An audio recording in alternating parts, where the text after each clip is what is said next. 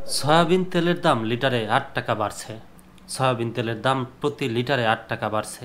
ফলে প্রতি লিটার বোতলজাত সয়াবিন তেল এখন থেকে বিক্রি হবে ১৭৫ টাকায়, যা এতদিন ছিল ১৬৭ টাকা।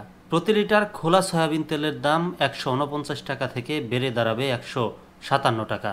খোলা পাম তেলের লিটারও ১৪৯ টাকা থেকে বাড়িয়ে ১৫৭ টাকা করা হয়েছে। এছাড়া বোতলজাত ৫ লিটার সয়াবিন তেলের দাম নির্ধারণ করা হয়েছে ৮৬০ টাকা, যা আগে ছিল ৮১৮ টাকা।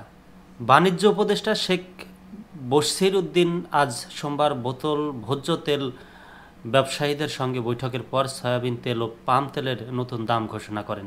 ঢাকায় সচিবালয়ে বৈঠকটি অনুষ্ঠিত হয়। আগামীকাল মঙ্গলবার থেকে এই দুটি ভোজ্য তেলের নতুন দাম কার্যকর হবে। যে ক্রাইসিস তৈরি হয়েছিল সেটি ৮ টাকা বাড়ানোর ফলে কাটবে কিনা এবং তদারকি থাকবে কিনা এমন প্রশ্নের জবাবে বাণিজ্য উপদেষ্টা শেখ বশির উদ্দিন সাংবাদিকদের বলেন, ইন্ডাস্ট্রির অংশীজনেরা জানিয়েছেন আজকে থেকেই সরবরাহের ব্যবস্থা করবেন। তিনি বলেন, আমরা বাস্তব ভিত্তিকভাবে সবকিছু বিশ্লেষণ করে দাম নির্ণয় করেছি। বাস্তব ভিত্তিকভাবে মূল্য নির্ধারণ করায় আমরা আশা করি স্ক্যালুলেশন বা অনুমানের উপর নির্ভর করে চলাটা আজকে থেকে বন্ধ হবে।